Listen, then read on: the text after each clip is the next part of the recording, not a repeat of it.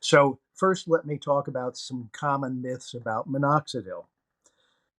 Number one is that it works very quickly. Well, it really doesn't. And over again, when I see people in consults, that I'll say, have you used minoxidil?"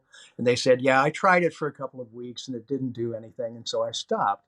Well, of course, they need to understand that, first of all, it takes about 6 to 8 weeks before we begin to see that the hair loss itself is beginning to taper off and not be at the same rate that it was.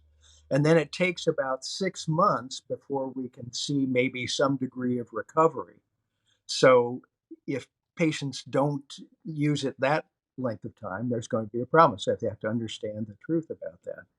Well, And of course, if the only thing we do for them is stop further loss, that's great too. If they don't lose any more hair, yeah, that's a huge success, and people don't realize that that's a benefit. We don't have to grow the hair back to have success with medical management. that's right. And a lot of people will use over-the-counter Rogaine thinking that it's going to reverse what's happened, and that can happen for some people. But the main reason that they're using it and should understand is to keep it from getting worse.